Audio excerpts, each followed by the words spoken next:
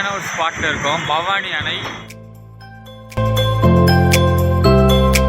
Sunrise ஆகிறதுக்கும் இந்த டைமுக்கும் வேறு லெவலில் இருக்குன்னே சொல்லலாம்.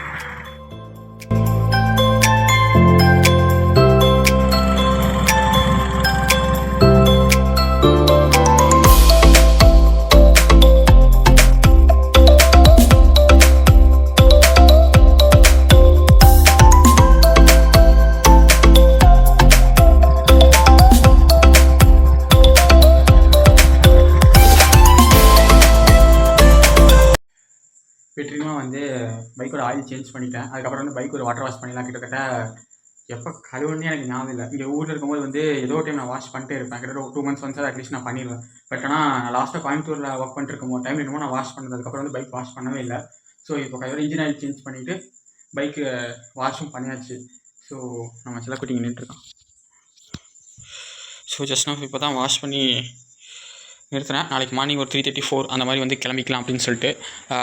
Happy morning every one. So finally கிளம்பியாச்சு. நேற்று நைட் வந்து ஆல்ரெடி நான் சொல்லியிருந்தேன்ல, ஸோ சென்னை போகிற மாதிரி அப்படின்னு சொல்லிட்டு. ஸோ மார்னிங் கிளம்பியாச்சு. 3:50 ஆச்சு மார்னிங். ஸோ ஒரு 4:20 அப்படிங்கும்போது நம்ம வீட்டிலேருந்து நம்ம கிளம்பிடுவோம். அம்மா வந்து புளி சாப்பாடு ரெடி பண்ணி தரேன் ஆஃப்டர்நூன் லஞ்சுக்கு அப்படின்னு சொன்னாங்க. சரி ஓகே சாப்பாடு கட்டிட்டு போயிடலாம் அப்படின்னு சொல்லிட்டு அம்மா ப்ரிப்பேர் பண்ணிட்டுருக்காங்க. அது ரெடி ஆனோடனையும் ஒரு ஹார்லிக்ஸ் மட்டும் குடிச்சிட்டு அப்படியே கிளம்ப வேண்டியதான். ஸோ பைக்கில் எல்லாமே பேக் பண்ணிட்டேன். சொட்ரு. ஸோ எப்போ போல் நம்மளோட ஒரே ஒரு பேக் தான். ஸோ அந்த பேக்கில் நம்ம ட்ரெஸ்ஸஸ் மட்டும் சின்ன ட்ரெஸ்ஸஸ் இருக்குது, அவ்வளோதான். ஸோ இந்த டேக் மட்டும் புதுசு நான் வாங்கினேன் இன்றைக்கி. ஸோ ஆல்ரெடி ஒரு டேக் இருந்துச்சு இந்த டேக்கு. ஸோ இந்த டேக் வந்து நியூவாக வாங்கினேன். ஸோ ஒரு டேக் செட் ஆகாது. ஸோ 2 டேக் போட்டு நல்லா டைட் பண்ணிடலாம் அப்படின்னு சொல்லிட்டு 2 டேக் வாங்கி நல்லா போட்டு ஃபுல்லாக நச்சுன்னு டைட் பண்ணிட்டேன். ஸோ அவ்வளோதான். ஸோ மேப் பார்க்குறதுக்கு அந்த ஃபோன் யூஸ் பண்ணிப்பேன் மோஸ்ட்லி. ஏன்னா 8 to 9 hours ஒரே ஃபோனில் சார்ஜுக்கு பத்தாது. ஸோ மேப்புக்கு அந்த ஃபோன் யூஸ் பண்ணிக்கலாம். Almost ready. ஸோ ரெடியாக இருக்குது. ஸோ பேக் இதில் காமிக்கிறேன். நெக்ஸ்ட் திங், ஃபஸ்ட் டைம் இவ்வளோ லாங் சோலோவாக ட்ரை பண்ண போகிறேன். எனக்கே கொஞ்சம் மேனேஜ் பண்ணி போயிடணும் அப்படிங்கிற மாதிரி கொஸ்டின் மார்க்காக தான் இருக்குது. ஏன்னா ஃபஸ்ட் டைம் லாஸ்ட் வந்து கன்னியாகுமரி நான் 400 kilometers கிட்டத்தட்ட போயிருக்கோம். ஸோ 2 பேர் போனோம். ஸோ அதெல்லாம் மாற்றி மாற்றி ட்ரை பண்ணிட்டோம். இங்கே வந்து நான் இண்டிவிஜுவலாக தான் ட்ராவல் பண்ணோம், இண்டிவிஜுவலாக தான் ட்ரைவ் பண்ணோம். ஸோ எனக்கே டாஸ்க்காக இருக்குன்னு நினைக்கிறேன். ஹெர்லி மார்னிங் 4:20 ஆயிடுச்சு. ஸோ முடிஞ்ச அளவுக்கு கொஞ்சம் ஹீட் ரொம்ப வரதுக்கு முன்னாடி முடிஞ்ச அளவுக்கு சேலம்லாம் ரீச் ஆயிரும்னு சொல்லி வச்சுருக்கேன். பார்க்கலாம். ரொம்ப ஸ்ட்ரெஸ் பண்ண போகிற ஒரு 100 kilometersக்காவது பைக்குக்கு பிரேக் கண்டிப்பாக கொடுத்துருவேன். ஸோ முடிஞ்ச அளவுக்கு அப்பப்போ நம்ம ஒரு டீ பிரேக் எடுத்துகிட்டு அப்போ முடிஞ்ச அளவுக்கு நம்மளும் கூல் பண்ணிவிட்டு அதுக்கப்புறம் தான் நான் ட்ரை பண்ண போகிறேன். ஏன்னா ஒரே ஃபுல் ஃப்ளெட்ஜாக ட்ரை பண்ணோன்னா பைக்குக்கும் சேஃப் இல்லை, அதே சமயம் எனக்கும் சேஃப் இல்லை. ஸோ ஓரளவுக்கு லிமிட்டாக பொறுமையாகவே போகலாம். ஈவினிங் ஒரு 6-7 அப்படிங்கிற மாதிரி ரீச் ஆகும்னு நினைக்கிறேன். தெரில. லெட்ஸ் சி அங்கே ரீச் ஆனதுக்கப்புறம் என்ன டைம் அப்படின்னு நான் சொல்கிறேன். கிளம்பும்போது நான் வீடியோஸ் எடுக்க மாட்டேன். முடிஞ்ச அளவுக்கு வெயில் வந்ததுக்கப்புறம் முடிஞ்ச அளவுக்கு ஒரு பைபாஸ் வெளியில் அவுட்ரா ரீச் ஆனதுக்கப்புறம் நெக்ஸ்ட்டு என்னென்ன அப்டேட் அப்படின்னு இது பண்ணுறேன். ஹெல்மெட்டில் மவுண்ட் இது பண்ணி அந்த மாதிரி எடுக்க போகிறதில்ல. ஸோ கண்டினியூஸாக எடுத்தோன்னா சார்ஜ் ஓகேவாக இருக்காது. இன்னொரு ஃபோனுக்கு அது மேப்புக்கு. ஸோ இந்த ஃபோன் ஏதாச்சும் இன்கம் ஏதாச்சும் எமர்ஜென்சியாக இந்த ஃபோன் வேணும். ஸோ கண்டினியூஸாக வீடியோஸ் நான் ஆன் பண்ணி எடுத்தேன் அப்படின்னா சார்ஜ் சீக்கிரம் இறங்கிடும். ஸோ அப்போது ஈவினிங்கில் ஏதாச்சும் தலைவலிடும். ஸோ அந்த ரீசன்ஸ்னால அப்பப்போ சின்ன கிளிப்ஸ் நான் என்ன பண்ணுறேன், ஏதாச்சும் இன்ட்ரெஸ்டிங் ஏதாச்சும் ஒரு விஷயம் நடந்துச்சு அப்படின்னா அதை அப்படியே எடுக்கிறேன். நெக்ஸ்ட் திங் லெட்ஸ் சி விலாக்லாம் பார்க்கலாம். ஒரு லாங் விலாக், ஒரு சூப்பரான ஜேர்னியாக இருக்குன்னு நினைக்கிறேன். இந்த ஜேர்னி ஒரு சில விஷயம் பிளான் பண்ணிட்டு கிளம்புறேன். எல்லாமே ஹோப்ஃபுல்லி கிரேட்ஃபுல்லாக நடக்கணும். அந்த ஒரு ஹோப்பு தானே எல்லாத்துக்கும். யாரா அப்படின்னு யோசிப்பீங்க. ஸோ வீட்லேருந்து கிளம்பிட்டோம். ஒரு 4:20 அந்த டைமுக்கு வந்து நான் வீட்டிலேருந்து கிளம்புனேன். ஸோ இப்போ கிட்டத்தட்ட ஒரு 5 பக்கம் ஆக போகுது. ஸோ பல்லடம் பக்கத்தில் வந்தாச்சு. ஸோ இன்னொரு 10 kilometers பல்லடம், அப்படியே பல்லடம், திருப்பூர், சேலம், காட்பாடி, அதுக்கப்புறம் அங்கேருந்து ஸ்ட்ரெயிட்டாக காரப்பாக்கம். ஸோ இந்த மாதிரி பேசஸ்லாம் அப்படியே பிளான் பண்ணியிருக்கேன். ஸ்டார்டிங் கொஞ்சம் நல்லா தான் இருக்குது. ஏர்லி மார்னிங் கொஞ்சம் ஓட்டுறதுக்கு இப்போ தானே ஸ்டார்ட் பண்ணியிருக்கேன். போக போக தான் டயர்ட்னஸ் அதோட ரியாலிட்டி என்ன அப்படிங்கிறது தெரியும். ஸோ கொஞ்சம் பேக் கொஞ்சம் அந்த பக்கம் ஒரு சைடு சாய்ந்த மாதிரி ஒரு ஃபீல் இருந்துச்சா. ஸோ அந்த ரீசன்ஸ்னால இறங்கி செக் பண்ணிட்டு நின்றுருக்கேன். செக் பண்ணிட்டேன். ஸோ அப்படியே கிளம்புறேன். நான் வந்து இப்போ தான் பெட்ரோல் வந்து அடிச்சிட்டேன். நான் வந்து நேற்று பொள்ளாச்சி போகும்போது ஒரு 100 rupeesக்கு அடிச்சிருந்தேன். ஸோ பல்லடம் வரைக்கும் வந்துட்டேன். ஸோ அதுக்கப்புறம் நீ அடிச்சிக்கலாம் அப்படின்னு சொல்லிட்டு ஒரு 1100 அடித்தேன். கிட்டத்தட்ட ஒரு 10 liters கிட்டத்தட்ட வந்துச்சு.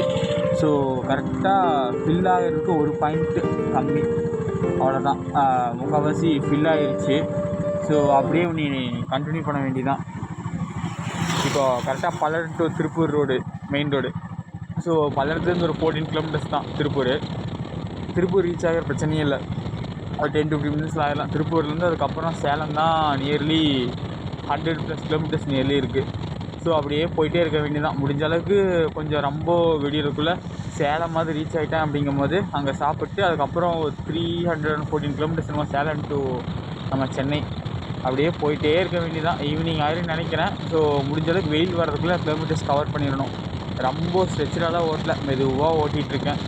வண்டிக்கும் ஸ்ட்ரெஸ் இல்லாமல் எனக்கும் கொஞ்சம் ரொம்ப டயர்ட்னஸ் இல்லாமல் முடிஞ்ச அளவுக்கு அப்படியே நார்மலாக ஓட்டிகிட்ருக்கேன். ஸோ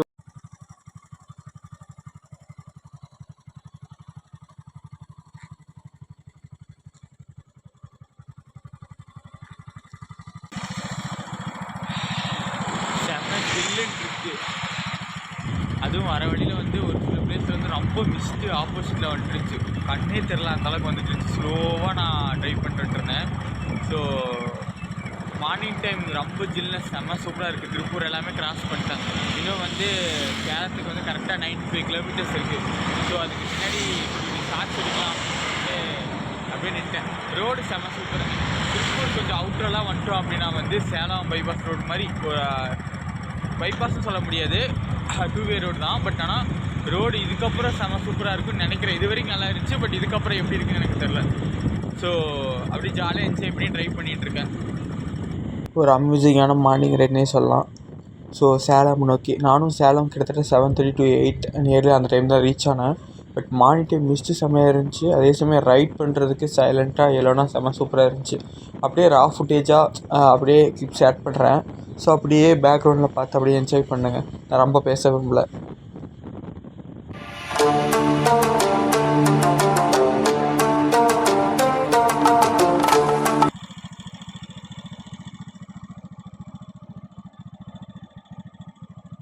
கரெக்டாக இன்னும் 95 கிலோமீட்டர்ஸ் இருக்குது. கரெக்டாக நம்ம பைபாஸ் இப்போ தான் ஏற போகிறோம். டைம் என்னாச்சு அப்படின்னா வந்து 6:26 ஆச்சு. ஆகுதா? கரெக்டாக 6:26 ஆச்சு. கரெக்டாக 95 கிலோமீட்டர்ஸ் இருக்குது. எத்தனை மணிக்கு ரீச் ஆகும் அப்படின்னு சொல்லி பார்க்கலாம். சேலம் போனதுக்கப்புறம் இப்போ 6:20 கரெக்டாக 6:26 ஆச்சா. ஸோ மேப்பில் எவ்வளோ போட்டுக்குன்னா கரெக்டாக 1.5 hours போட்டிருக்கு. நாம் எத்தனை மணிக்கு ரீச் ஆகும் அப்படிங்கிறத பார்ப்போம். இந்த ஒரு வியூவே அமேசிங்காக இருக்குல்ல.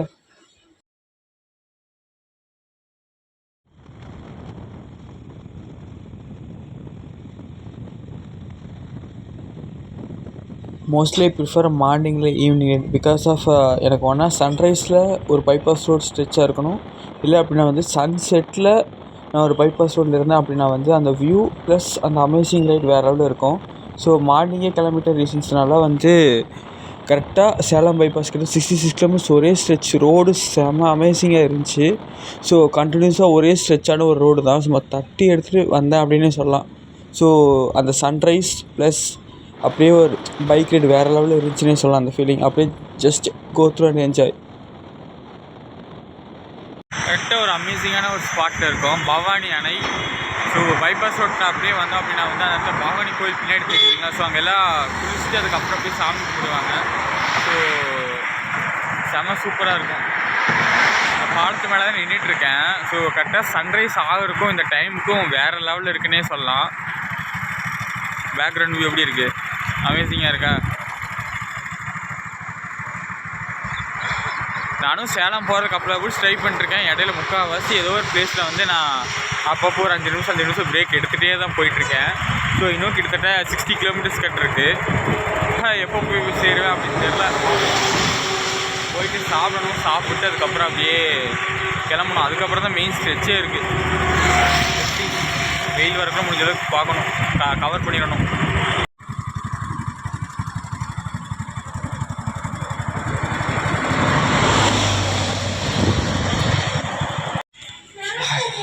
சேலம்லேயும் பிரேக் எடுக்கலாம் அப்படின்னு சொல்லி பிளான் பண்ணி இப்போது சேலம்லேருந்து கொஞ்சம் அவுட்டரே வந்துட்டேன். கிட்டத்தட்ட ஒரு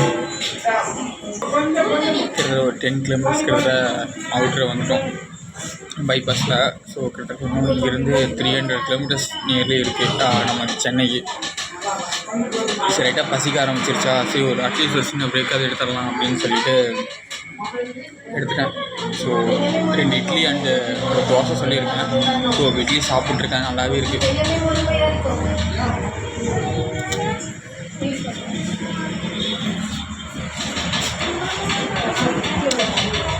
சோலோவாக ரைட் பண்ணுறான். யாராச்சும் கம்பெனிக்கு இருந்தால் அட்லீஸ்ட் அவங்களோட பேசிகிட்டு இருக்கணும். கம்பெனிக்கும் ஆள் இல்லை. பட் என்னன்னு தெரில, சாரா பர்ஃபார்மன்ஸ் வேறு லெவலில் இருக்கான். இன்ஜின் சூடாகிடுச்சு அப்படின்னா ஒரு லிமிட்டுக்கு மேலே அந்த ஒரு ஸ்மூத்னஸ் கிடச்சுன்னா ஓட்டுற லெவலே வேறு லெவலில் இருக்கும். க்ரூஸ் பண்ணிட்டு ஒரே லெவலில் வச்சுட்டு அப்படியே உட்காந்துட்டேன் பைபாஸ் வாட்டி. ஸோ சாப்பிட்டு கண்டினியூ பண்ணுறேன். ஸோ சேலம் கிராஸ் பண்ணதுக்கப்புறம் சாப்பிட்டு அதுக்கப்புறம் கிளம்பிட்டேன். ஸோ ஃபஸ்ட் பிளான் என்ன பண்ணியிருந்தேன் அப்படின்னா காட்பாடி, அரக்கோணம், ஸோ அந்த ரூட்டு தான் ஃபஸ்ட் பிளான் பண்ணியிருந்தேன். பட் அன்எக்ஸ்பெக்டடாக விழுப்புரம், செங்கல்பட்டு, ஸோ அந்த அவுட்ரு போய் அப்படியே உள்ள இன் வர மாதிரி மேப் இதாச்சு. சரி ஓகே. அதுவும் இல்லாமல் ரோடு வந்து செம்ம சூப்பராக இருந்துச்சு, பைபாஸ் ரோடு. ஸோ ஒரே ஸ்ட்ரெச் கண்டினியூஸாக ரோடு செம்ம சூப்பராக இருந்துச்சு. பெருசாக எனக்கு வந்ததே தெரில. ஸோ ஒரே ரோட்டில் ஸ்ட்ரைட்டாக வந்துடலாம் அப்படின்னு சொல்லிட்டு ஸோ சேலம் கிராஸ் ஆனதுக்கப்புறம் அப்படியே அந்த ஒரே ரோட்டில் ஸ்ட்ரெச்சாக ஒரு அமேசிங்கான ஒரு ரைடு அப்படின்னே சொல்லலாம். ஸோ பிரேக்ஃபாஸ்ட் மார்னிங் செம்ம சூப்பராக இருந்துச்சு. கொஞ்சம் வீட்டில் செய்கிற மாதிரியே கொஞ்சம் நீட்டாக செம்ம சூப்பராக இருந்துச்சு. ஒரு சில கடையில் சாப்பிட்டோம் அப்படின்னா வந்து மாவு கொஞ்சம் புளிச்சிருக்கு, தோசை ஓகேவாக இருக்காது. பட் இங்கே எல்லாமே செம்ம சூப்பராக இருந்துச்சு.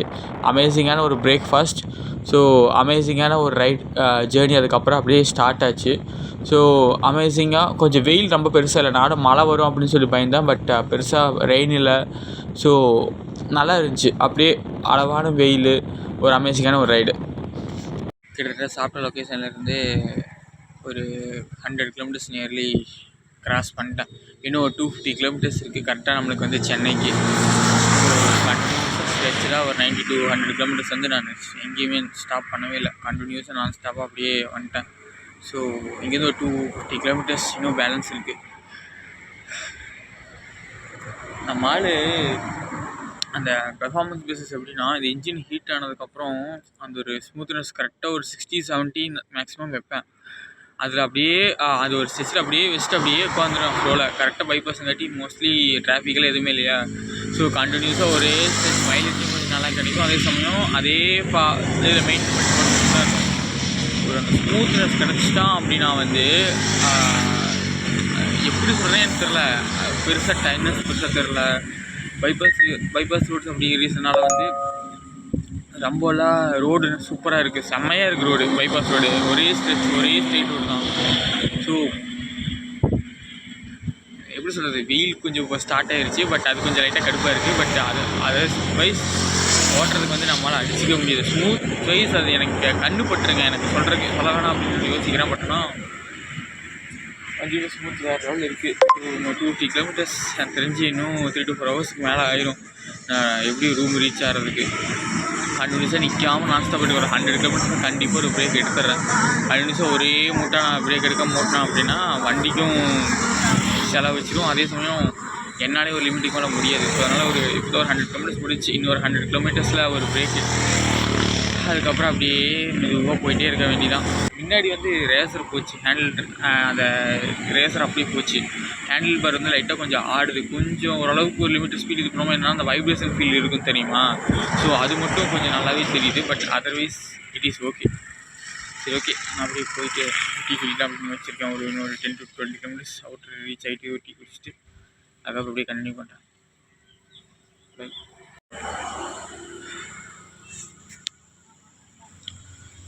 இப்போ தான் டீ பிரேக் வந்து கம்ப்ளீட் பண்ணேன். பட் இருந்தும் எனக்கு லைட்டாக பசிக்க ஆரம்பிச்சிச்சு. அதே சமயம் வந்து